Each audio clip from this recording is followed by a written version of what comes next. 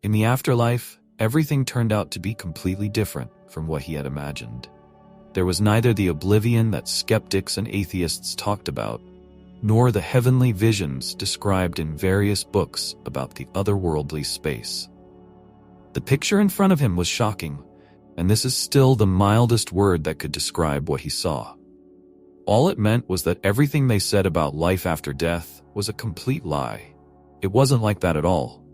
These were the impressions of an anesthesiologist named Rajiv Parthi, when, by the evil fate of fate, he had to find himself in a world where living people are not allowed to go. What did he see there? Why did it scare him so much? And how did he get a second chance at life? Like most doctors who are familiar with human physiology and know all the mechanisms of our body, Rajiv Parthi was an absolute skeptic. He was very aggressive about any stories about post-mortem experiences. It didn't cost him anything to harshly ridicule any narrator.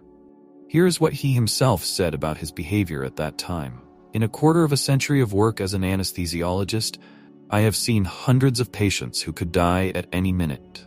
Some of them said that during cardiac arrest, they saw some kind of light, glowing creatures or deceased relatives. I did not believe in these stories and recommended such patients to see a psychiatrist.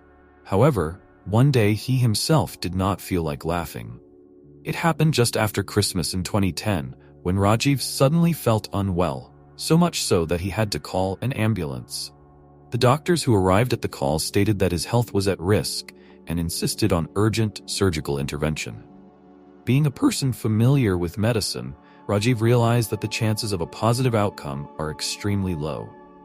Everything was complicated by the fact that he had been fighting cancer for many years and by that time had undergone several difficult operations. That day, he admitted, he was ready to die. As he suspected, something went wrong during the operation. His heart stopped, and doctors were forced to declare him clinically dead. But they did not know that at this very time, Rajiv was faced with something unimaginable.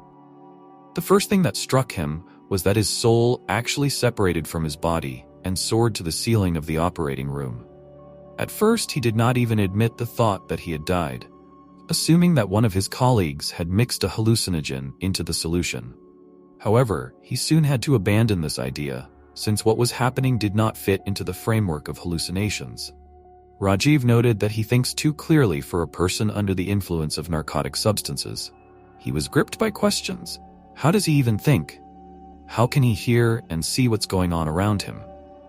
This caused irritation, because what was happening was destroying his usual picture of the world.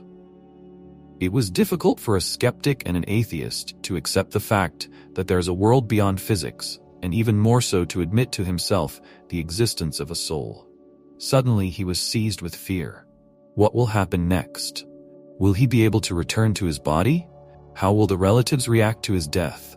As soon as he thought about it, his soul was transported 1,000 kilometers to his parents' house. There he saw his mother and sister sitting on the couch and discussing what to cook for dinner. Overcome with despair, he shouted, "Mom, I'm here." But she didn't hear him. Rajiv tried to shake his sister's shoulder, but his hand went through her body. He had to admit that he had become invisible. All he could do was watch them. Suddenly there was a sharp clang of surgical instruments.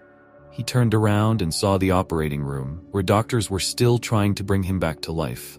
These two visions, the parents' house and the operating room, seemed to merge into one. And then he realized that, after death, consciousness can be in several places at the same time. But what's the point of this discovery if he's dead? What's the use of an out-of-body existence if he can't tell anyone about it? And who would believe someone who has scoffed at such revelations all his life? Then something began that is difficult to remember without a shudder. Suddenly all the visions disappeared and complete darkness fell.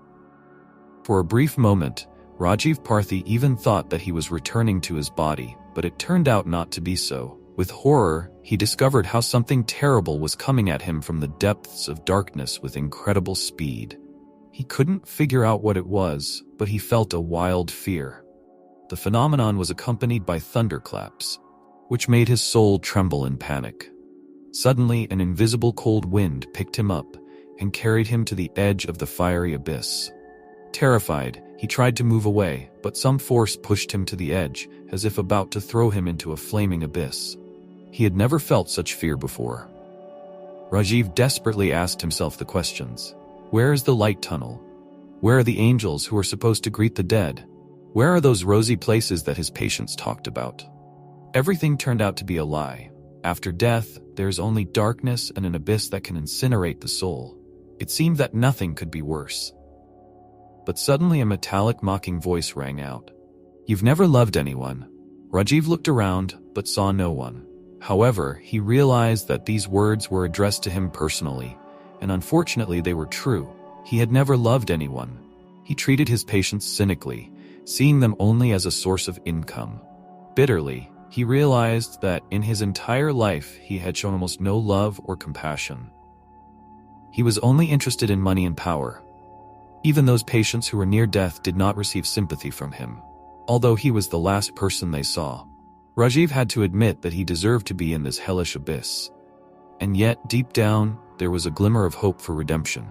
He begged, God, give me another chance. As soon as he said these words, he noticed a human figure out of the corner of his eye. As he looked closer, fear gripped him with renewed vigor. It was his father, who died 20 years ago. Rajiv always considered him a cruel man. As a child, his father often punished him harshly, and he perceived him as a monster. But now, it was different. My father looked younger than the day he died. The most amazing thing is his eyes. They shone with wisdom and love. Smiling, his father took Rajiv by the hand and led him away from the edge of the abyss. Then they went through the tunnel together, in which Rajiv saw all his departed ancestors. About what happened next, Rajiv told the following. After crossing the tunnel, I found myself alone. There, I met a creature that looked like an angel. It told me that I should return to physical life, leave my job as an anesthesiologist, and become a healer. This will be my atonement for the sins committed during my lifetime. The higher powers have given me a second chance. Rajiv has really changed his life. After being discharged from the hospital, he left the profession of an anesthesiologist and devoted himself entirely to helping people. Later, he wrote the book, Die to Wake Up, where he described his posthumous experience in detail. Write in the comments, would you like to get a second chance to correct the mistakes of your life? Leave comments, like and subscribe so that you don't miss new stories. We wish you all the best and long life.